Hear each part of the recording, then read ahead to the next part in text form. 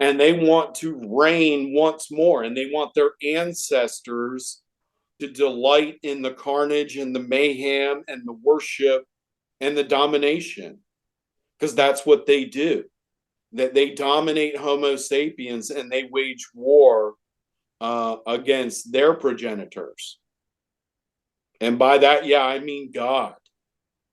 They wage war against God and humanity. And they've been doing so from the shadows for a long, long time. But they want to come back out and they want to reign outright, and they want their ancestral cult and their witchcraft hitting on all cylinders in full power. And they want to wage war on God, and they want to win. And that energy all helps them do that. It empowers them.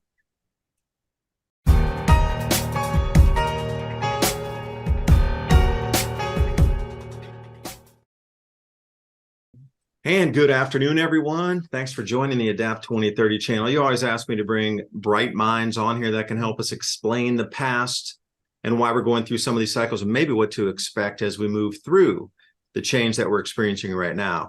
But again, we have to understand the past before we can even get a forecast of what the possibilities could be. And that's why the history is so important.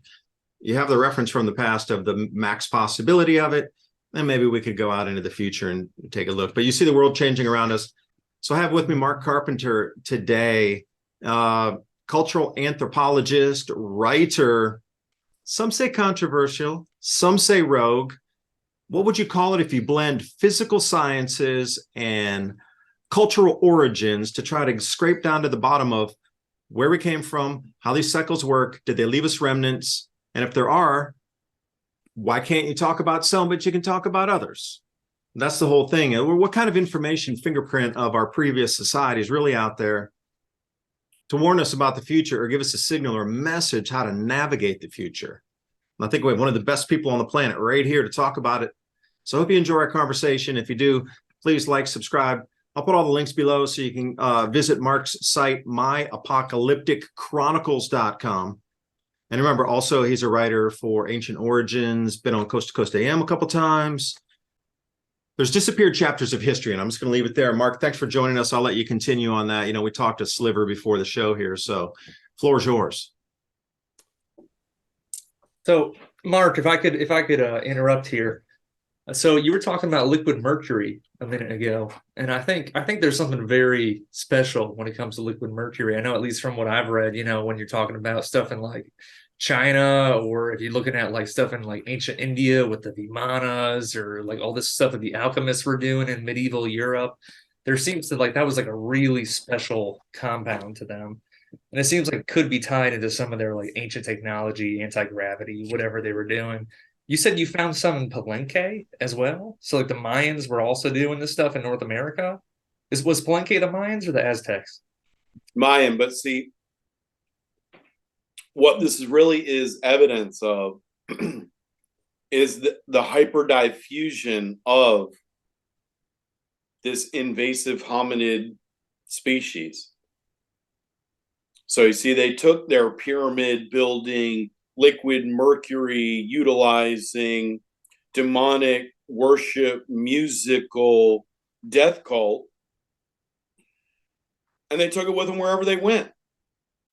Gold has soared past $2,000 an ounce. Wars in Israel and the Ukraine. Rate cuts on the table are fueling gold's meteoric rise. Deutsche Bank, UBS, Bank of America, and JP Morgan are all forecasting sizable rate cuts in an election year.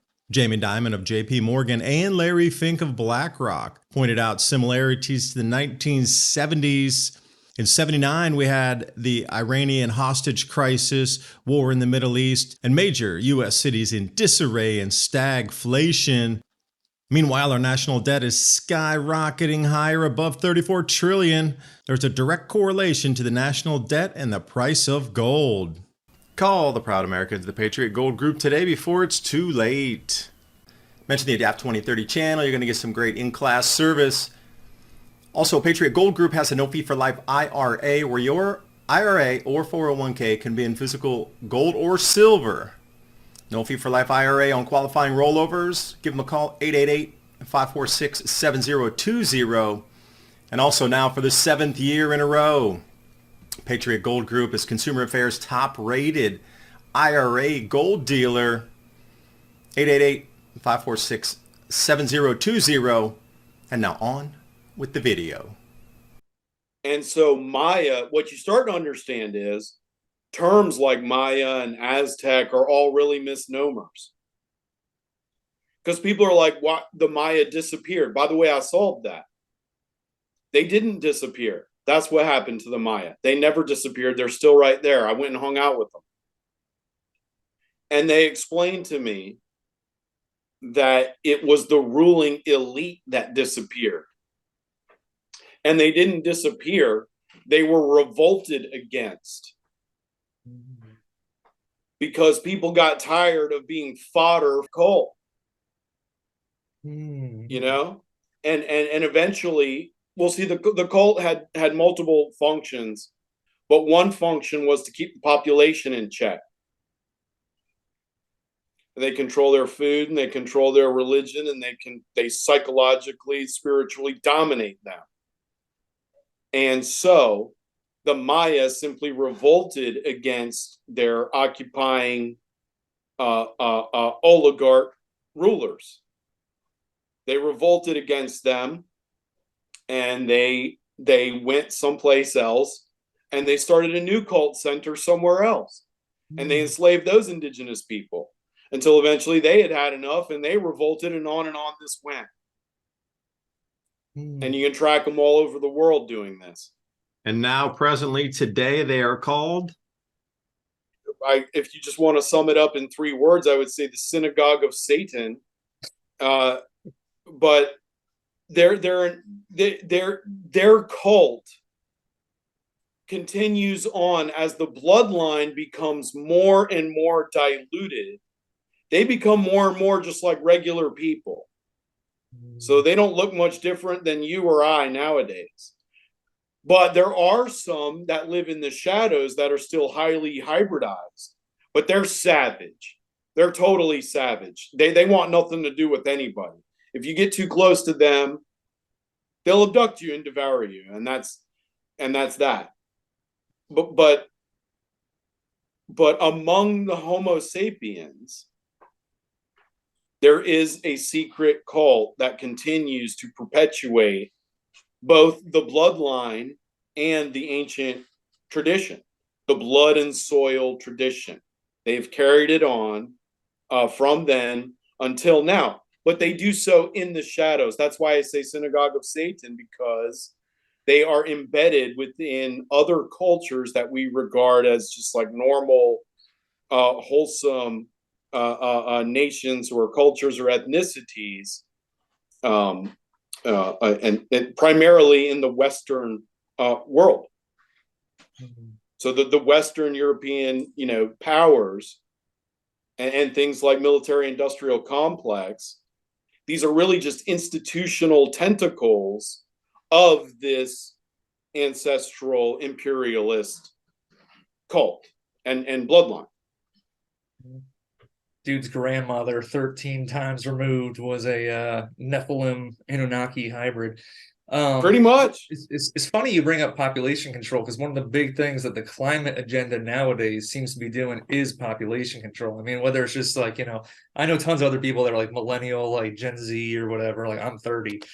Tons of other people that are like, oh, I don't want to have kids because I don't want to, hurt the planet. Never been part of the narrative until like the last like few years, but that's captured so many people like my age. And so it seems like, they're still doing some of the same old things. They're just using different tricks. Right. It's a new mutation of their old. There's nothing new under the sun. It's true. Yeah. And you said the Maya never left. They just like rose up. So I heard that one of the possible theories, like I have a book on like the mound builders. It was talking like about maybe the Mayans like went up the Mississippi and like became the mound builders, and then went back down through Mexico and became like the Aztecs. Right. Well, yeah. Have you heard anything like that? Does that make any sense? Yeah. No, that's on the perfectly right track. The only thing is, how do we define like the Mayans? You see, so they're right that the culture transmitted itself up into Georgia. It didn't just go. It went up from Mexico. Yeah, when they revolted, and you can trace the fall of Mayan cult capitals. They went all up in North America. Ryan, the same that is the culture that we saw in Tennessee. The thing is, it's just a misnomer to say the Maya went from A to B, because it wasn't the Maya, it was the people who taught the Maya all those things and superimposed that culture on them. Yeah, they took some Maya with them as their entourage slaves. Whoever didn't revolt in the cult, whoever went with them, they were Maya, sure.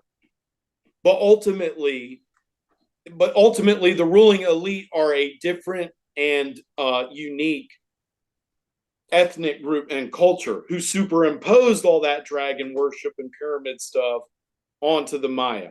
But yes, that culture was transmuted absolutely as the cult centers fell in Mexico, old Mexico. They made their way up to Chaco Canyon in New Mexico. They made their way up to Georgia, and eventually up into Mississippi, Tennessee, the Ohio River Valley. I know where they are right now. They're still alive. They're hiding. Can I ask you a quick question about this book here that I got? Sure, I have that too. Oh, do you? And then this one here too, the Encyclopedia of North American Giants, Fritz Zimmerman is excellent. Like where are all these concentrated at mostly? When you're looking at energy frequency points here across the US, like where are the most concentrated? Because I did want to say with the Stonehenge, you kind of clued me in. So if you got all these Mayan towns, let's say Tikal, for example, yeah, the tops stick out above the trees and they could make a circle, but the distance is pretty far comparatively to like Stonehenge, which seems a little more like an electromagnetic circle in itself already that could be charged up depending on what the rocks were, the minerals in those granite and quartz boulders. Like that could spin far faster than like a looping slow thing around the apexes from pyramidal structure to pyramidal structure and create a vortex. Now, how, you're talking about RPMs of energies, so Stonehenge would have an incredibly fast RPM compared to something like El Mirador or Tikal or something like this, where it'd be a much slower rotation. I personally, I link it to the geology of the landscape. So, for example, Pinson Mound is in a giant bowl. We're in a basin.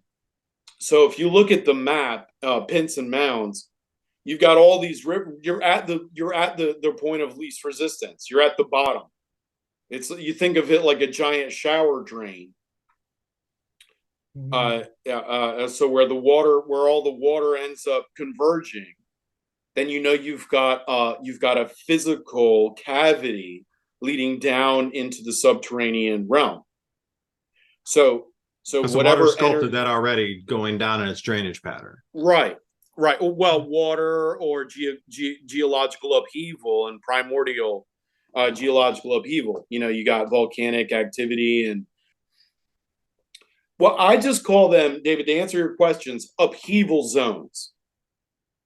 Upheaval zones or geological basins, or points of intersection. So, for example, Serpent Mound in the Ohio River Valley, that sits on the ridge of a massive impact crater.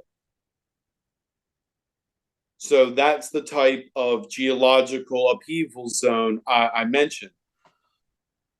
But really, there were burial mounds bejeweled all over the North American continent. They were concentrated around these places where there were convergence of land masses or upheaval zones. But I think the really significant determining factor is a conduit, a literal physical conduit into the underworld, into the subterranean realm. So then they build their sanctuary atop it. Then once the heavenly bodies are aligned correctly, now, David, that's what you were talking about. When the frequencies and the energies are aligned, these winds can then be cultivated and whatnot, harnessed. And that's when their conduits are open. And that's when they can commune with their ancestors and learn secret knowledge and produce supernatural effects. Yeah, and also, would you mind if I just pop in real quick while we're still on this Please. topic? Please. One thing that I just thought of, I actually just had to look up on my phone to see like the map of it. But I think you mentioned before that there some of this where they place like dolmens, or I think we were talking about dolmens. Some of the areas where they placed them were on like fault lines, like areas where like lands was converging. It looks like the New Madrid one, that went off in 1812. The New Madrid one seems to be kind of overlaid on top of a few big sites, ceremonial ritualistic sites. Poverty Point in Louisiana, Pinson Mounds where we were, and then kind of the edge of it, but Cahokia also. Yep. Do you think there's a connection there? I know there is. That's the crux of my Ring of Fire research. Well, just as we just said, intersection of land masses, fault lines, all of the Greek temples are built on fault lines. All of them. We all know that Egyptian civilization is intimately intertwined with the Nile, of course. But most people don't realize the Nile is a fault line. It sits directly over the fault line. Oh, wow.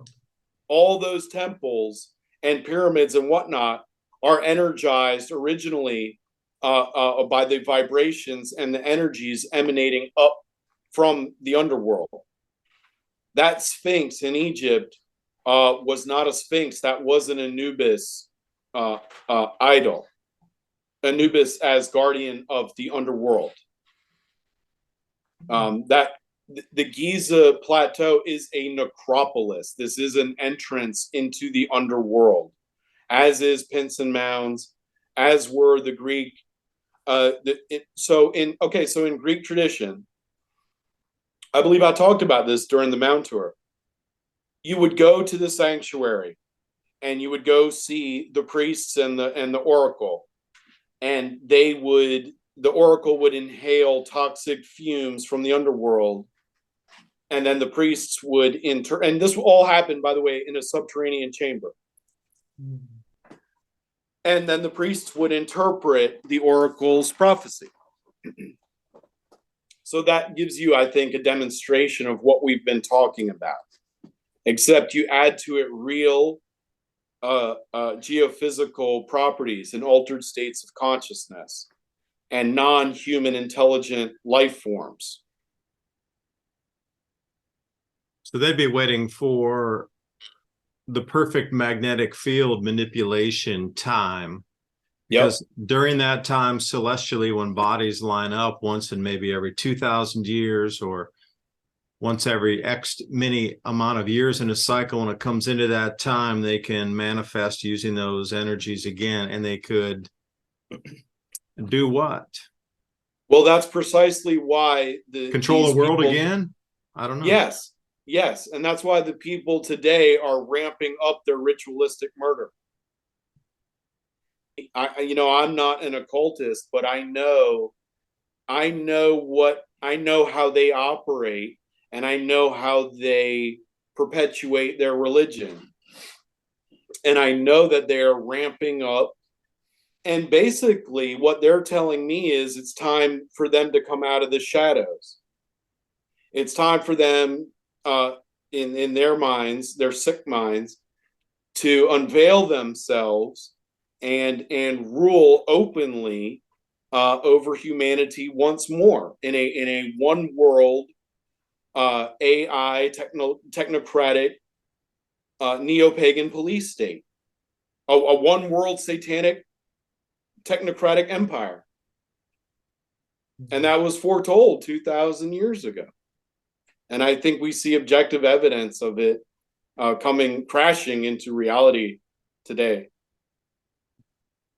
They can only hold that type of state in electromagnetic field that they can control, because everybody else's hemispheres of their brains are so interfered with because of the magnetic changes that they're ready for it, where everybody else is so stunned by it that they're trying to figure out what's going on. And by that time, maybe a new system is implemented over, and when that magnetic field snaps back in place, whatever new system is there is what people just kind of snap out of a dream, and it's already in play. Because one of these events is coming up in 2024 here, October, of the four gas giants forming a perfect square in the outer solar system that hasn't been seen since 79 AD. And the Earth's going to roll through two slight, the sun's magnetic field and a slight coupling of interplaying toroid fields in the outer solar system with the four gas giants in a near perfect square. And the Earth's going to come rolling through those two fields. So I call it the tree of life alignment, because it plugs in. If you look at the Kabbalah, the four at the top, that's the four gas giants plugging in. The Earth's in the correct place. The sun's in the correct place. Venus is in the correct place. Yeah, well, okay, you can pick the alignment. That's great, where I say, okay, maybe it could be here, maybe it could be here. It resembles a lot of things that are ingrained across all time space for everybody to remember forever, at least in this modern world. But I just want to know, what are they going to hit when it gets to that electromagnetic field manipulation point where they're able to bend it, morph it, and control those who are unaccustomed to the field? Like, what are they going to try to implement or do during that time? Well, with those energies that have been passed down for maybe millions of years, who knows how old these entities are? Well, I think I know the answer to that. In the lost times, in the times before the cataclysm, it says that the deities lived with the humans, and the Nephilim reigned. I think to answer your question is, they want to open the floodgates of ancestral worship. So we were talking about, at certain times, these places are energized and how they're relics and remnants and whatnot. Well, they want to turn the lights on and get the music going and party to make it really colloquial and easy to digest. They want to come out of the shadows. They want to rebuild their ancient temples and palaces, and they want to reign once more, and they want their ancestors to delight in the carnage and the mayhem and the worship and the domination, because that's what they do. That they dominate Homo sapiens, and they wage war against their progenitors. And by that, I mean God. They wage war against God and humanity. And they've been doing so from the shadows for a long, long time. But they want to come back out, and they want to reign outright, and they want their ancestral cult and their witchcraft hitting on all cylinders in full power. And they want to wage war on God, and they want to win. And that energy all helps them do that. It empowers them. Well, also going into, what you were just talking about, David, I think you mentioned that the same kind of arrangement of planets took place around, 79 AD? Was that the last time? So last time where you can use JPL model or Universe Sandbox or a solar system scope. I mean, there's a few of them out there. Solar system scope, although recently reeled back their orbital diagrams of how far you could go back in time. Like when I first started looking at that and came across this, you could go back 2,500 years with the solar system scope. But now they've knocked it back to you can barely go further back than about 400 years. So why did they knock so much time off of you finding repeating cycles based on, planetary geometry or where the planet sits in their orbit related to each other? And what kind of, electromagnetic frequency could that, move through? And if so, Mark's running tours out here to, the different ancient sites.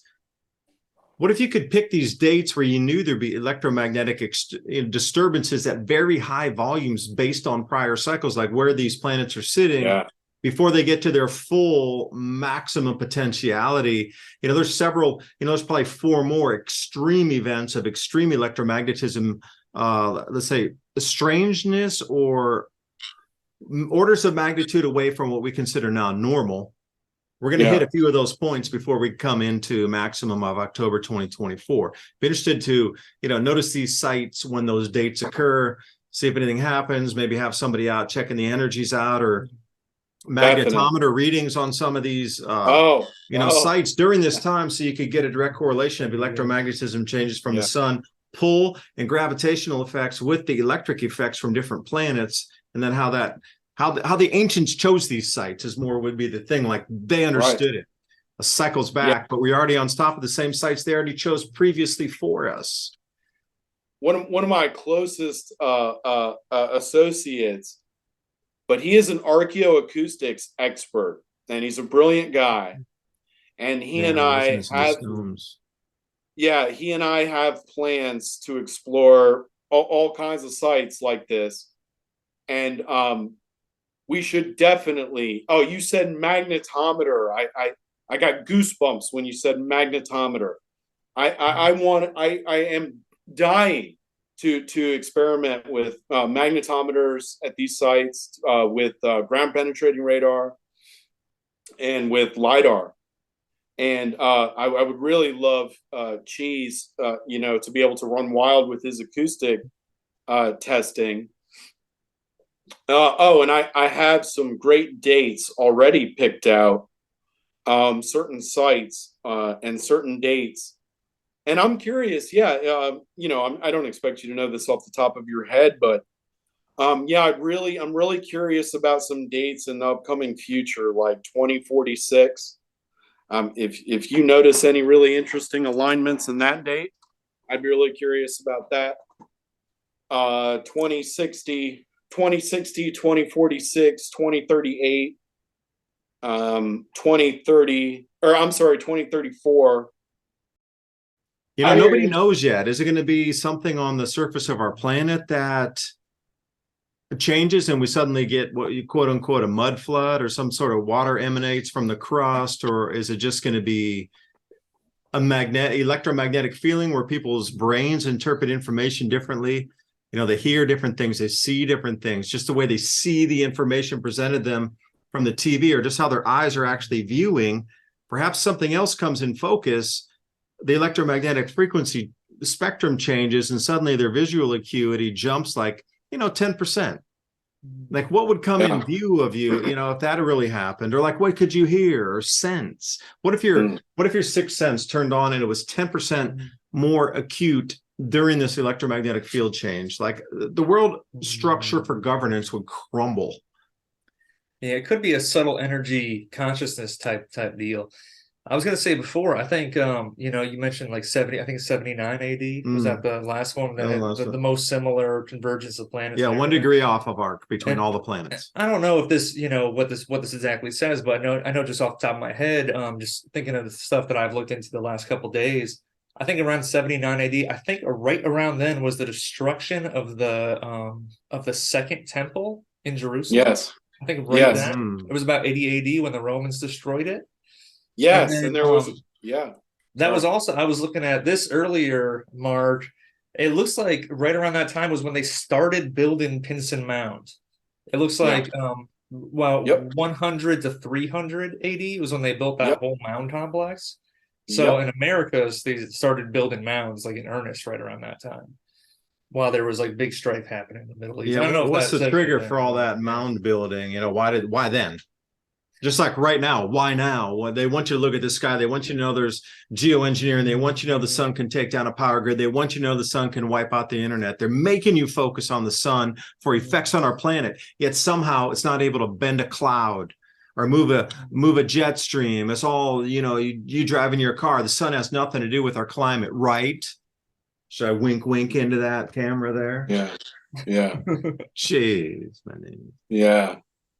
Yeah, the Native American traditions all revolve around the solar cycle. I think it's all intimately related. I mean, beyond related. I think the Kali Yuga cycle, the Hopi, the Seven Fires prophecy, Ragnarok, Revelations, I think all of these, the five suns, I think all of these are stylized reflections of reality. That civilization is cyclical, and that life is cyclical, and we do seem to be approaching, by all by all metrics and cultural standards, we seem to be approaching a climactic point of the cycle. Well, what else happened around 80 AD? Do y'all have any references of 80 AD, 79 AD, even 60 AD? Definitely, or 70 AD would be a good one, because the changes would be like what we're seeing right now. A complete discombobulation in the weather patterns here. That's because the frequency change, and we're stepping off into a 400-year low in solar activity right this second. As we're coming off solar cycle 25, we're going to descend at the very, very minimum into a 400-year low in solar activity straight off here. We're going into another Maunder minimum as we speak. As we step off this, we're going into a Maunder minimum. Right, so that's about a 10-year period from years ago. Not now 10 years, like 5 years ago. We're halfway. Once it drops off, you're going to watch crop yields decrease across the planet. And perhaps that's why we're seeing supply chain shortages explained away the way they are now. Because these same planners who understand the same information and resonance and how to manipulate energies, they understand the cycles of the sun and what the causes are on our planet for changes in the weather systems that dent or decrease or wipe out crop yields. You can't tell me they know one and they don't know the other. Absolutely, because civilization cannot exist without food. So like what happened around 80 AD? So 70 AD would be that 10-year period drifting into it.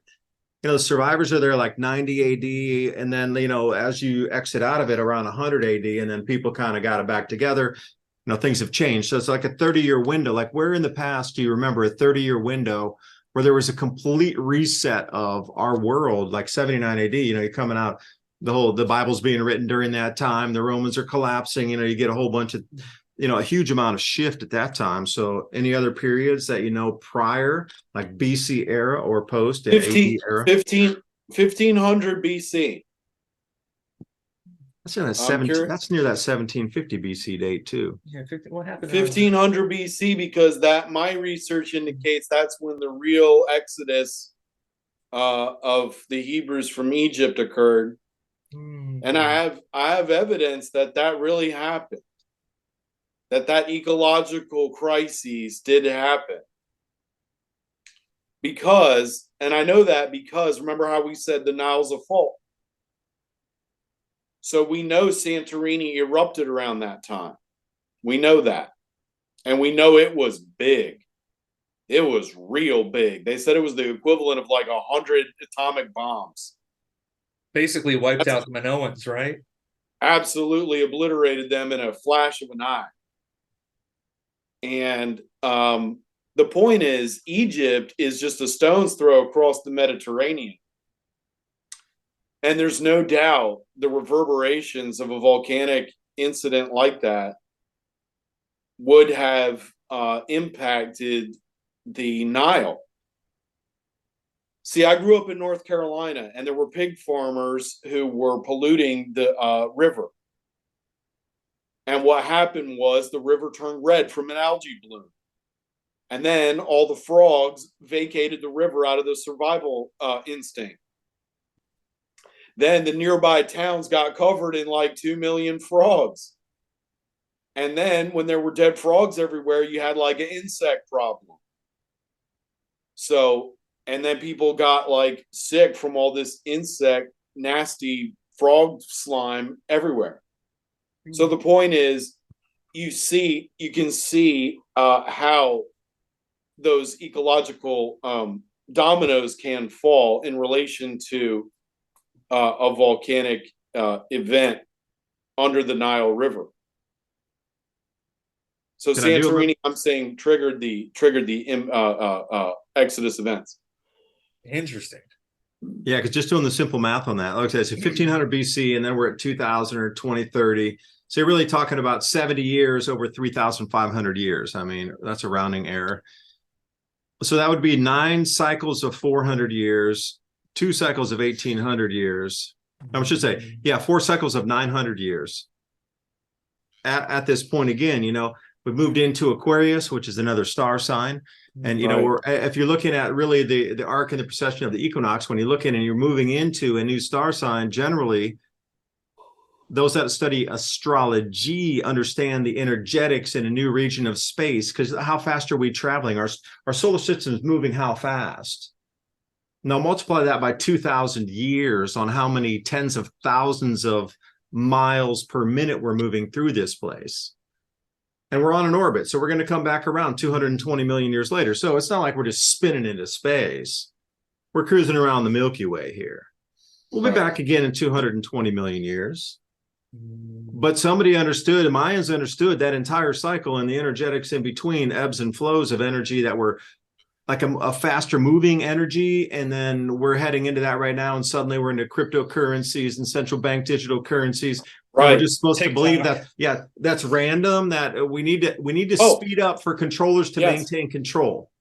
That's all I'm saying, is the energetics have changed. We see our That's world right. change on the same energetics. Yeah, remember before we were talking about we were like the Mayans, you know, they understood it. Yeah, the hybridized Nephilim descendants, they understand it, just like you were saying. Remember the mirrors. I forgot to answer your question about the mirrors, but here it is. Along with the pattern in China and in Mexico, we've got pyramids, we've got dragon worship, we've got tyrannical hybridized emperor rulers, we've got Mercury, and we've got these mirrors, these black obsidian mirrors. All the cell phones today are made on black mirrors. That's not a coincidence. The Mayans used black obsidian mirrors to worship a specific deity. I can't pronounce his name. Tetzalcoatl. That's the best I can do. He's essentially the god of chaos and disorder and witchcraft. You wouldn't be too far off if you said, by our like Judeo-Western thing, he's Satan. He was very much into music and witchcraft and curses and hexes, and he was said to be next in line to take over the new sun system. See, in their cosmology, every new era is presided over, every new sun is presided over by a new deity. And this is the deity Tetzalcoatl, his turn. And that's bad. That's really bad, because he is evil as hell. And okay, so these mirrors, you'll see iconography where they're wearing such a mirror on their chest. And it's related to necromancy and scrying and weather manipulation. They're often made in sort of a Fibonacci spiral, which is related to storms specifically, because Tetzalcoatl is a storm demon. He was an atmospheric being. And anyway, the point I'm getting to with all this is this time and this cyclical change and this energy and their coming out party is all synchronized by them and by their cult, and that is why. So they're right. So they are, David, you're right. They are harnessing this energy and this period of transition to reorganize civilization into their AI governed technocratic smart city slave state. Yeah, and speaking of coming out party, I think one of the most popular television shows right now is called Black Mirror. Right. Black Rock, Black Mirror, Blackstone. Blackstone. This is all very, the black mirrors, the obsidian mirrors. Actually, the sacrificial daggers that they used to do human sacrifice were made of the same material, the volcanic black obsidian stone. This is all related to the underworld. In our world, we call this chthonic iconography. Chthonic meaning relating to the underworld. This cult is going to make themselves known, and they're going to resume their stranglehold on mankind. That's my prediction, but it's not really mine. I am really just relaying it. Let me wrap up with something here for a couple last Please. questions. Since we have you on the line, your time's valuable. Thank you for spending it with us. Oh, you're welcome. Can we ask you? I got a question. I know Ryan's got another one here too. Like that sun you described, for me, that fifth era sun of the angry sun, that describes to me a sun that is going into a dimming phase that will move us into the next ice age. Now you got to look at it too. Now, if you understood that heading into the next ice age, billions will be lost anyway. The carrying capacity of the earth just cannot hold billions of people. It is impossible. Because the ice sheets come down, the hydrological cycle changes, the harvest dates change, the animals' life, everything shifts because the full magnetic field of the planet shifts. And we drop down so low in activity that an ice age begins. So if you were this same nefarious cult, you're looking at it like, well, this society is not going to make it through the next how long period of time, undefined. I don't know the exact number. But they're looking at it as it's a sacrificial party. Nothing's going to survive it through it anyway. We might as well come out and be as dark and nefarious as we want because they wouldn't survive anyway. That's the way I'm looking at this whole thing being wrapped up is, they brought the planet to as a high carrying capacity as they could. And then it's like they're just picking off crickets if you're eating them as a fish or something. It is like crazy the way the world works now. Unless got your brain focused a little bit. And I don't know. Are there sacrificial edibles out there? I'm not sure. Well, I'll tell you, the cities would be an open buffet. Yeah. What's the old curse? Yeah. May you live in interesting times. Yeah. Well, there definitely seems to be a harvesting and reaping of souls, like at the ordained time. Right. So like we see the population reaching a tipping point and the cosmological and geological energies aligning at the same time as the population reaches its zenith, and at the same time as this cult begins to reemerge, at the same time we seem to see a non-human intelligent presence lurking about. And lurking's a good word, isn't it? Yeah, and I'm going to submit to you that whole phenomena is the invasive hybrid hominids of which I speak, the Nephilim. They're not aliens from a distant galaxy. They're being misconstrued by the cult, who controls the information and the money, and they are whitewashing their demonic reputation. Because if they are aliens from a different solar system, then their reputation is now free of the demonic connotations. All that stuff about human sacrifice and slavery and war against God and your destiny in the lake of fire. Dude, it's the first time we've been here. What are you talking about? Right. They would prefer you instead think they're just like you, except more advanced and intelligent, and they have really cool toys, and they'll solve all your problems. So you should just revere them like celebrities. And we're going to go ahead and prime everyone to do that by a century of science fiction and microwave predictive programming.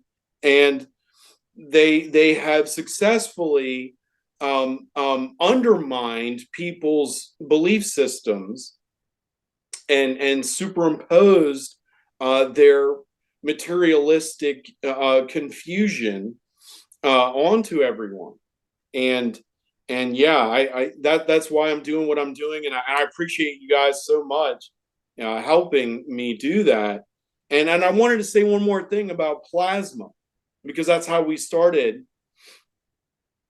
Romanian scientists. I know a lot of people raised in the Western scientific world they're like, what is this guy on about?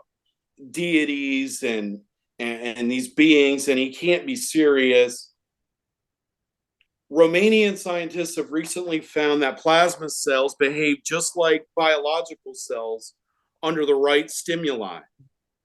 They multiply themselves, which means it's almost certain that we would have plasma-based life forms. And I would submit to you that plasma-based life forms are the scientific reality behind what ancient tradition referred to as deities or spirits or gods. Because a plasma-based life form would be free of the constraints that apply to carbon-based life forms, like limited lifespan, like sensitivity to temperature, like the dependence on food and water and all these things. So they would be like gods. And finally, David, you said, what's going to happen? They think, there's going to be, or whatever, this huge reversal of energy, and what's the effect going to be? Well, I don't know if any of you have ever seen the film Donnie Darko, when they discuss the tangent universe. So essentially, well, it's a rather complex concept. It did not originate in the film, of course. But the tangent universe essentially explains that, or theorizes that the entire universe and the space-time continuum could split off into a tangent, and then could be reconnected, and you would get an entirely new reality. The entirety of. Can we change the word tangent to filament? Sure. Okay. I like it. And it's not my concept. You triggered it in my mind, because the prophecy describes a total renewal of the cosmos. A new heaven and a new earth is the promise. And so I wonder if this energetic shift might trigger a showdown, sort of a final showdown, in which the veil is completely lifted, and we become face to face with our creators, who then take full control of our realm, this holographic zoo, unified field theory, and then renew it once more, as they once did so long ago. And I'm just relaying what the Revelation prophecy states about a new heaven and a new earth. A rebooting of the computer hologram program. Exactly, David. Exactly. Yeah, one more while I got you here. So you mentioned that one of your, the things that you were most interested in when you were like in school was the disappearance of the Maya. And that's kind of what motivated you. And then we talked a little bit about how maybe like some of the Maya, came up to, if you can define who the Maya are, some of them came up to, the US, became the mound builders, went up to Mississippi into like, Alabama, Georgia, whatever, went up into like Tennessee, Ohio, Missouri, whatever. And then maybe some of them went back down to Mexico afterwards to become the Aztecs. Yeah. Do you think that some of this, I think the conventional, at least what I remember learning in school, was that a lot of it was due to like droughts or famines or whatever. That's how like these population migrations were happening. Do you remember learning anything about that, running into anything like that in your studies? Oh, absolutely. And can you put dates on it for me? Because I'm a numbers. I need to see it. Can you put dates on that too? Event and date? So the collapse of the Maya, according to mainstream archaeology, they want to put it around 800 AD. That's very loose. There were various cult centers all over the Valley of Mexico and the Yucatan Peninsula, and they were ebbing and flowing and allegedly warring with each other. And there were rivals, and they did beef with each other. Okay. But what the archaeological record really indicates is a domino effect collapse of cult centers beginning around Cult 700 beginning around 700 AD and dominoing up north all the way to like 1100 AD, at which point they are completely gone. The real key, the flood thing is the drought excuse is complete nonsense. It was rebellion by the people that were so sick of the darkness of the land that they threw them out. That's right. The real cause of the disappearance of the culture, the culture, the ruling elite, the occupying elite cult rulers were revolted against at Teotihuacan, at Pakal, at San Bartolo, at Chaco Canyon. At each one of them, you find is severe fire damage at the cult center living quarters, the elite living quarters. That's because they snuck up on them while they were sleeping and they set them on fire. Now they're all in Basel in Switzerland. That's their new headquarters. I was gonna say it's totally understandable why they did that. And yeah, CERN's there too, isn't it? Also, the Hadron Collider is very close to there. It is, and the ritual for the unveiling of it was very interesting, very chthonic, which is a word we used before to talk about satanic worship. Yeah, so Mark, so do you think that the mound builders were all cleared out by around 1100 AD? No, we have to, I was going to say, we have to remember there's a whole kaleidoscope of various branches and strains. But yeah, and those Pinson ones were very late to the game. Well, I think the park rangers on that one said they started building them around like 1000 or 100 AD, and they went until like 1100 AD around then.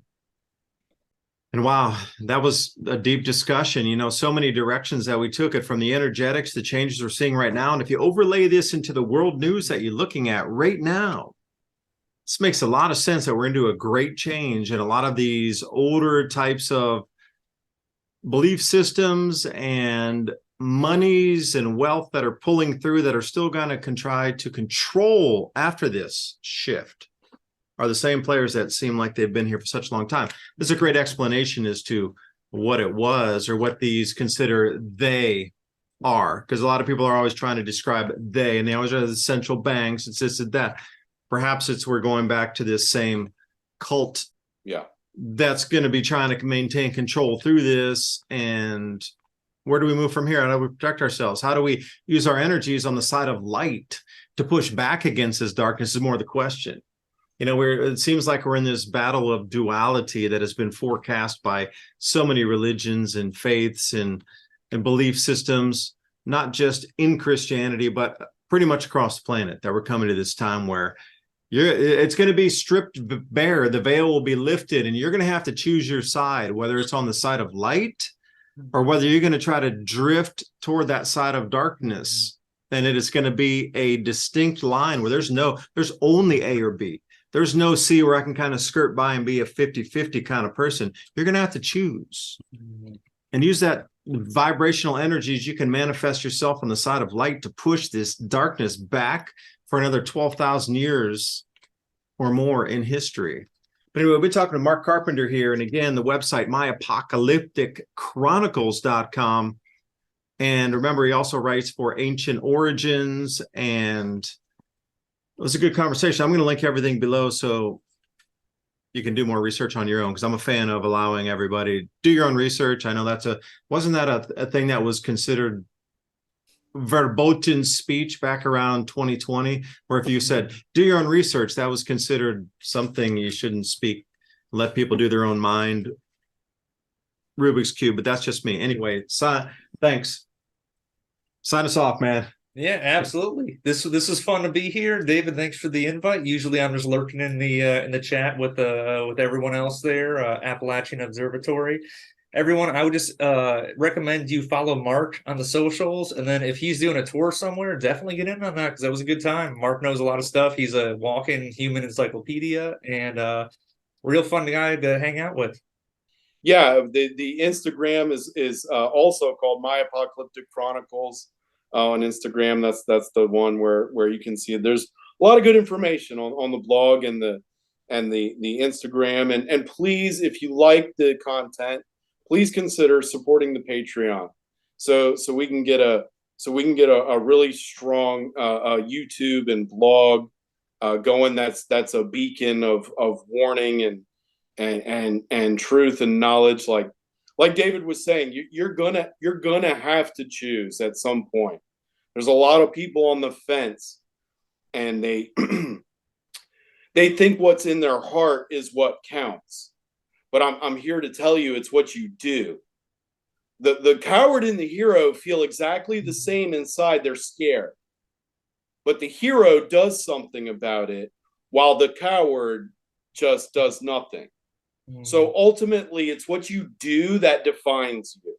So going forward into the dark times, do not let yourself be defined by external forces leveraging you, or keep your traditions and your values close, and you'll make it through. You'll make it home. Thanks, Dave. Again, Brian, much appreciated. Seriously. Amen, brother. Bye for now. Pleasure talking. All right. See you guys.